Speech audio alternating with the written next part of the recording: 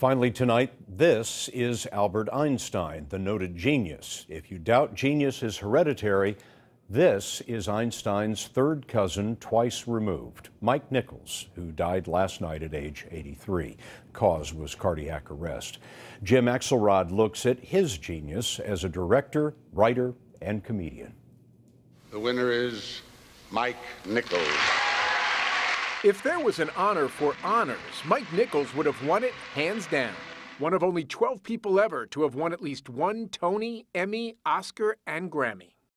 Born Michael Piszczowski in Germany, Nichols fled the Nazis and came to New York when he was 7. As a teenager, he watched Brando do Streetcar Named Desire on Broadway and was hooked. The big difference in the theater is that you're actually in front of living people.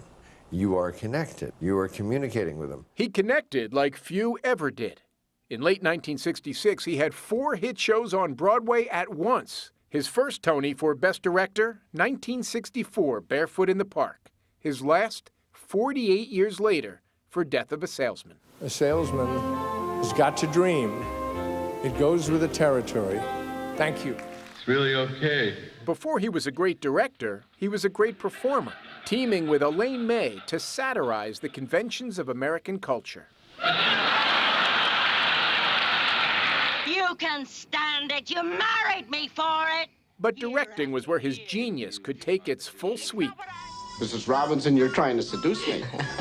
His Hollywood hits were sprinkled through 5 decades. And here's to you, Mrs. Robinson. From The Graduate, for which he won Best Director in 1968, to Carnal Knowledge in 1971, Working Girl in 1988, The Birdcage in 1996, Madonna, Madonna, Madonna. and Charlie Wilson's War in 2007.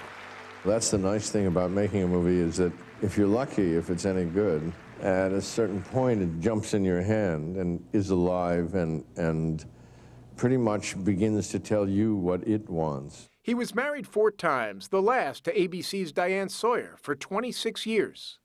Theater may have sustained Mike Nichols. It does feed you, it does give you something back. But he leaves behind a world much better nourished for his work. Jim Axelrod, CBS News, New York.